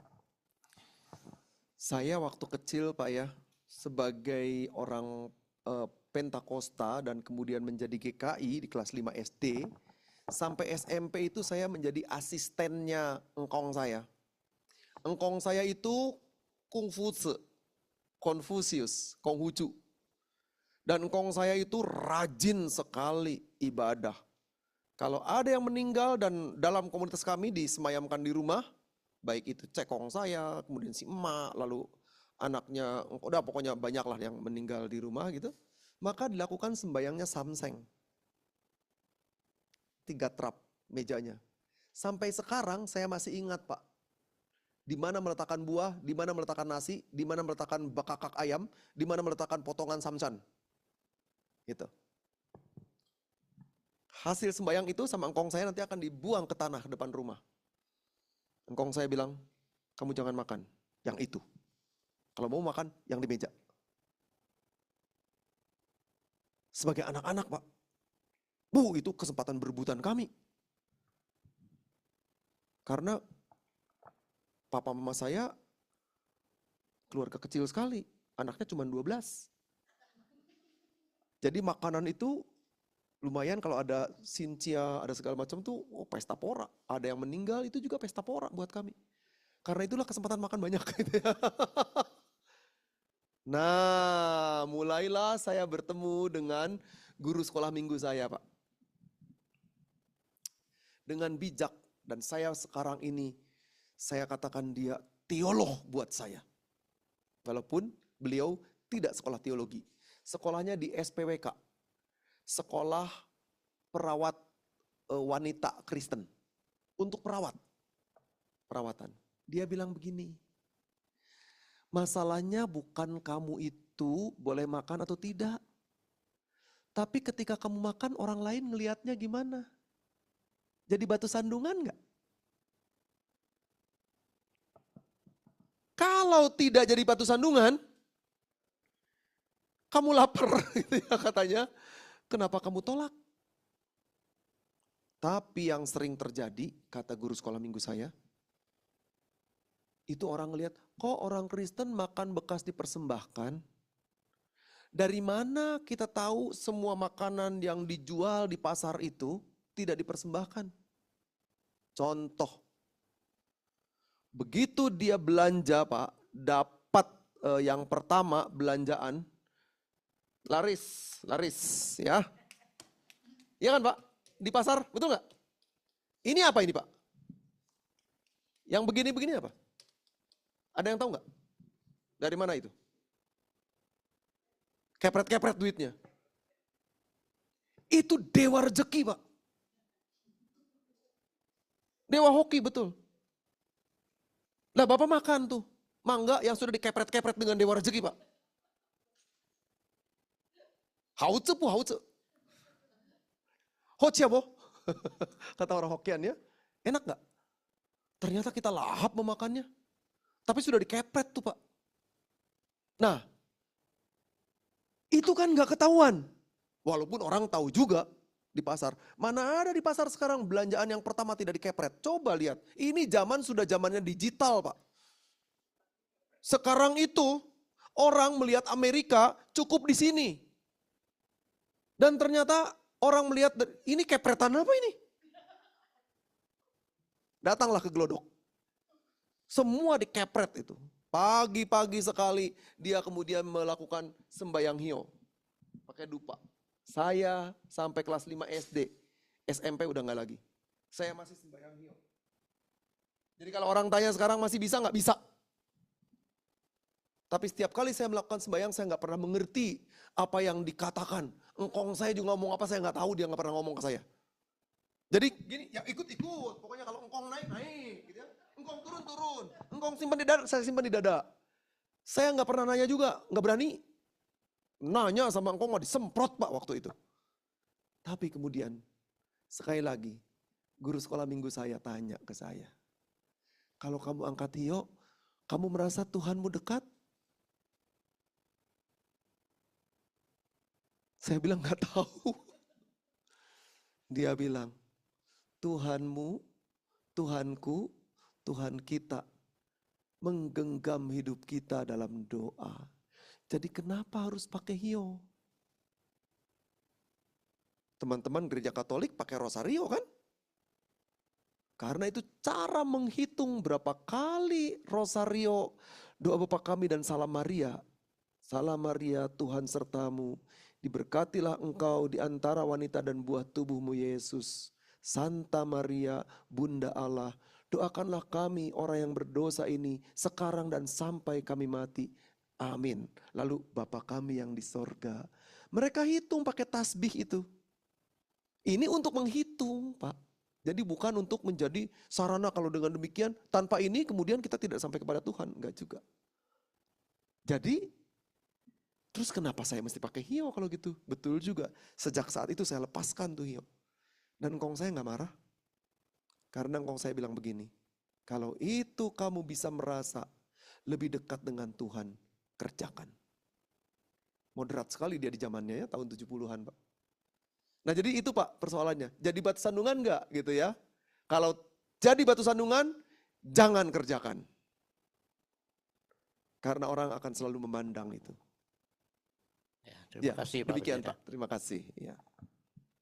Ada yang saya lihat terus takutnya muncul di sana. Oke, ada lagi? Mari Bu. Balik ke tadi model-model aliran gereja, kita kan termasuk reform ya Pak ya. Dan reform itu banyak juga dianut oleh gereja-gereja yang lain selain GKI. Itu sebenarnya reform-reform yang lain itu seasas dengan kita atau tidak? Ya, terima kasih Bu. Ini istilah yang digunakan reform dan warisan reformasi. Itu berbeda Bu. Kita ini gereja yang punya warisan reformasi. Tadi saya sebutkan itu ya. Ya sayangnya saya harus menyebutkan bahwa gereja dengan sebutan reform itu merasa menjadi gereja yang sangat dekat dengan ajaran Calvin. Meskipun saya harus mengatakan bahwa yang mana yang ajaran Calvin yang dimaksudkan, itu saja bikin persoalan besar. Karena perdebatan seputar ajaran Calvin itu luar biasa. Beberapa tahun silam ada sebuah buku terjemahan dari sebagian kecil ajaran Calvin pada buku Institutio. Ya, itu bukunya tebel banget bahasa Latin. Wah, itu susah banget gitu ya. Nah, jadi apakah kita sealiran atau tidak? sepertinya ada beberapa perbedaan yang muncul di dalamnya. Karena apa? Karena pendekatan budaya pada gereja GKI yang di tengah-tengah perkembangannya berlangsung sedemikian rupa berbeda dengan pola yang dilakukan di gereja berlatar belakang atau mengatasnamakan reform itu. Jadi agak berbeda sih Bu, polanya. Seazas atau tidak? Sebenarnya ini debatable. Yang seazas dan tidak seazas gitu ya. Sangat debatable.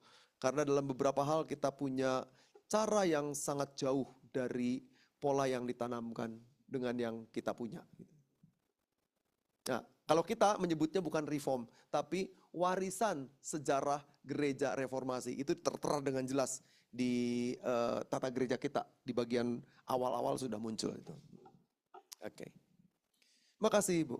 Pak, kalau gitu kalau misalkan ada perkawinan ya, Ya, perkawinan, ya. perkawinan antar Betul. gereja aja, misalnya dari GBI gitu sama GKI, Ya. kan GKI nggak bisa terima kan, maksudnya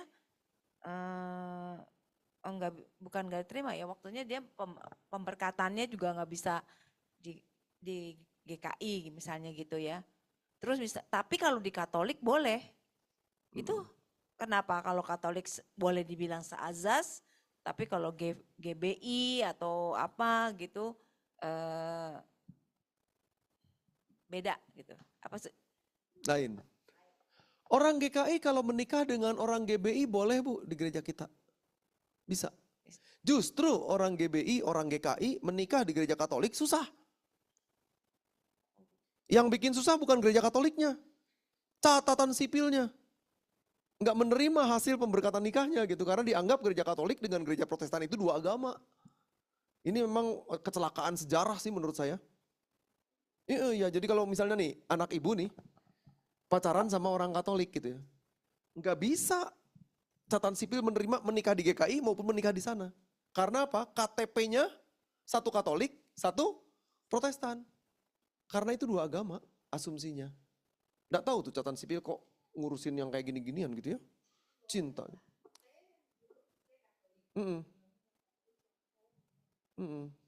Dulu masih boleh Bu, sekarang nggak bisa. Tahun berapa Bu? Tahun berapa Bu? Wah itu masih bisa Bu. Betul. Kakak saya menikah tahun 96, saya 96. Masih bisa di gereja Katolik ataupun GKI. Sekarang nggak bisa lagi. Iya betul, sekarang nggak bisa lagi. Pilih salah satu dan KTP-nya ganti Bu. KTP-nya harus Katolik atau harus Protestan. Iya. Jadi banyak yang mengelabui itu. Begitu. Nah ini catatan nih buat kita supaya merumuskan sesuatu usulan kepada pemerintahan gitu ya. Semoga nanti di pemerintahan yang baru. Seluruh.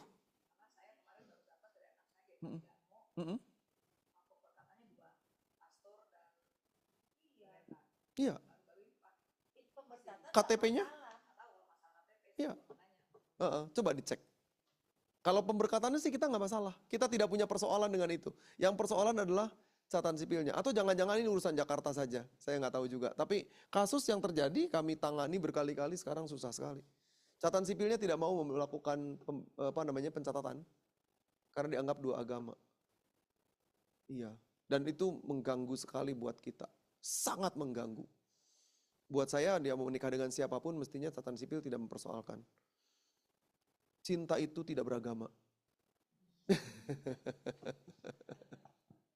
Sama seperti kalau orang meninggal ya, meninggalnya nggak ketahuan di mana gitu, apakah tanahnya menolak? Ini nggak ketahuan maksudnya Pak ya, bukan yang ketahuan. Saya ketabrak gitu ya, terpelanting, dicari-cari nggak ketemu-ketemu gitu. Tiba-tiba masuk ke dalam sungai, hanyut. Apakah sungainya berteriak, woi, woi, woi, ini bukan sungai Kristen, kamu keluar sana. Kira-kira gitu? Enggak. Pemakaman itu tidak pernah menolak. Tanah itu tidak pernah menolak. Krematorium juga tidak pernah menolak. Tapi orang-orang yang di krematorium yang menolak karena nggak bisa. Ini persoalan serius memang. harus kita geluti. Nantilah biar tugasnya Pendeta Novita di FKUB. Baik, saya kira demikian. Saya kembalikan, Ibu. Terima kasih.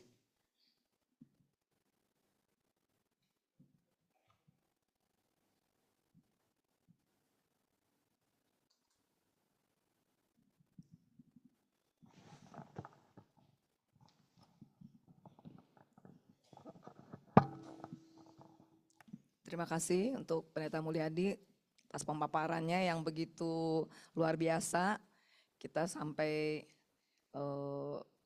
nggak berasa ya, jadi dari A sampai Z, sampai banyak juga pernak-pernik tentang budaya-budaya luar biasa Pak. Saya baru tahu Pak Mulyadi ternyata pencinta budaya ya, tahu banyak dari Toraja, dari Batak, dari Manado. Jadi kita dapat ilmu baru tentang pengetahuan budaya itu. Terima kasih Pak Mulyadi.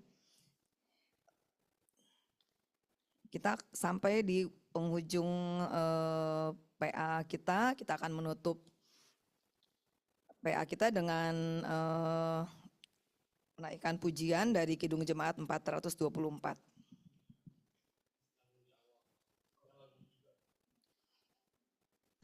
Maaf Pak.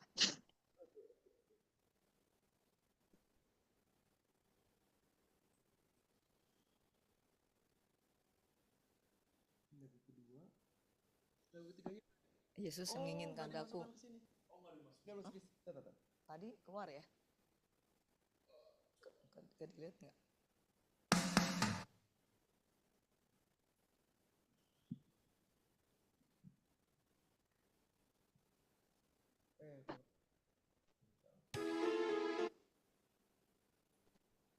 Yesus menginginkan daku.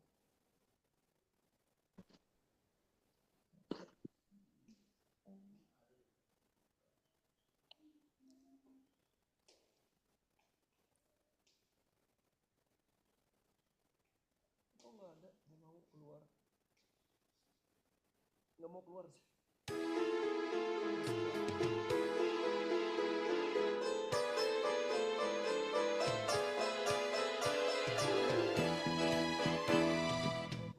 Bukan ini. Bukan Pak.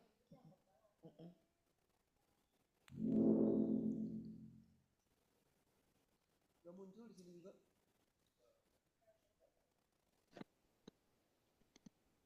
Nggak ada.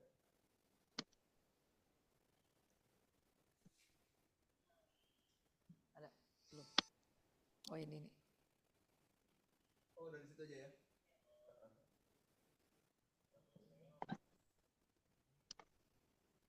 Bisa nggak Evan?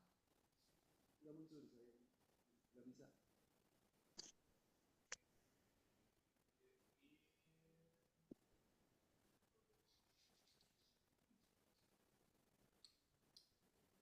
Oh iya ini bisa nih. Masuk ke YouTube, ke Zoom juga.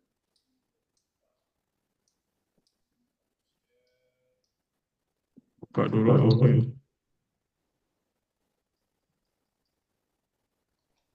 Ya,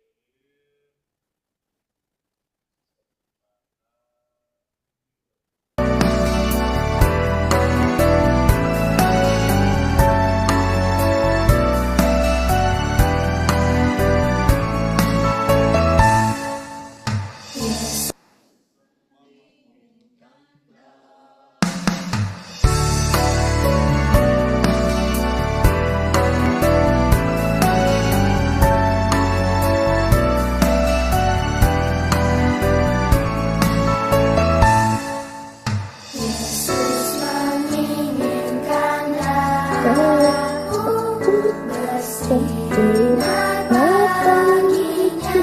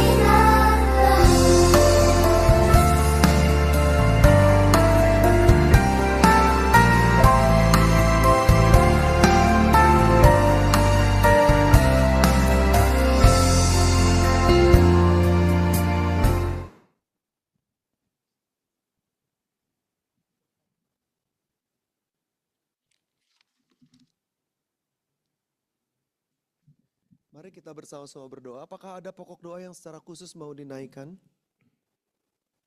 Umum aja ya. Baik, mari. Oh ya, oke, baik. Mari kita berdoa.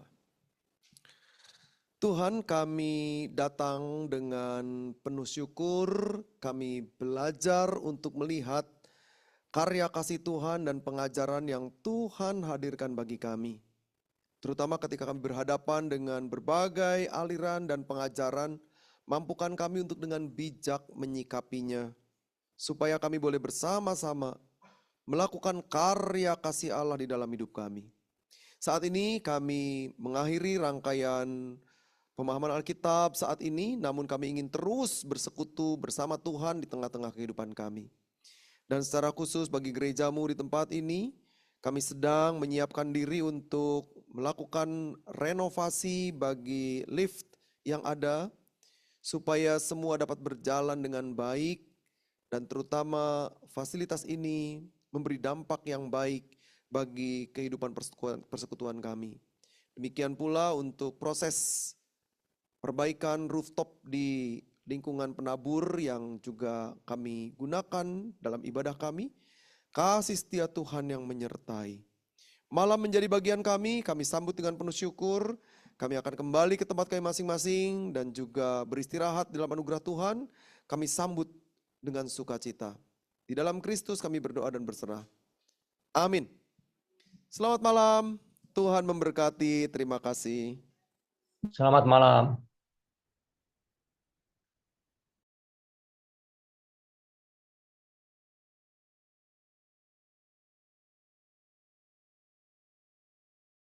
Depan Kamis pertama kita akan berjumpa lagi PA kita di tempat ini. Terima kasih Pak Mulyadi. Terima kasih. Terima kasih teman-teman, terima kasih Revan, terima kasih semua. Terima kasih untuk semua tim. Oh iya foto Pak. Oh ada acara foto. Oh iya. Bapak Ibu ayo keluarin foto mukanya, dibuka. Kita mau foto. Ayo dibuka kameranya. Nah ini dia nih orang-orangnya nih.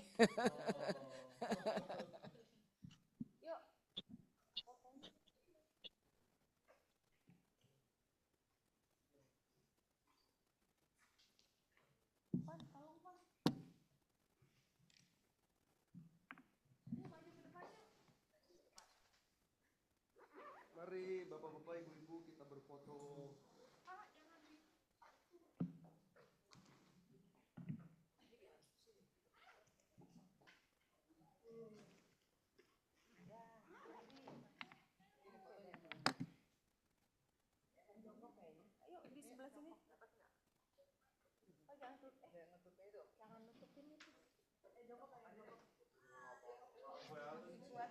Gimana kabarmu?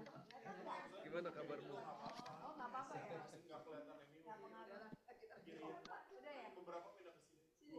Oh ini belum masuk.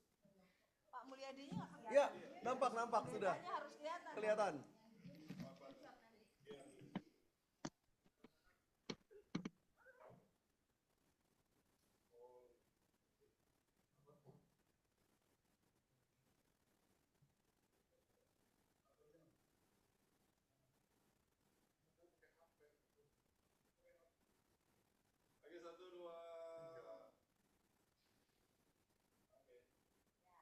Good, thank you. Pak, terima kasih. Tuhan berkati Pak ya, Tuhan berkati. Yang di Zoom tunggu dulu ya, mau di screenshot. Oh udah. Oke, udah Ibu Bapak, selamat malam. Dah Oma Enda, Pak Heri, Bu Ya, selamat Dewi, malam. Bu Sur, Bu Pak Thomas. Dadah. Selamat malam.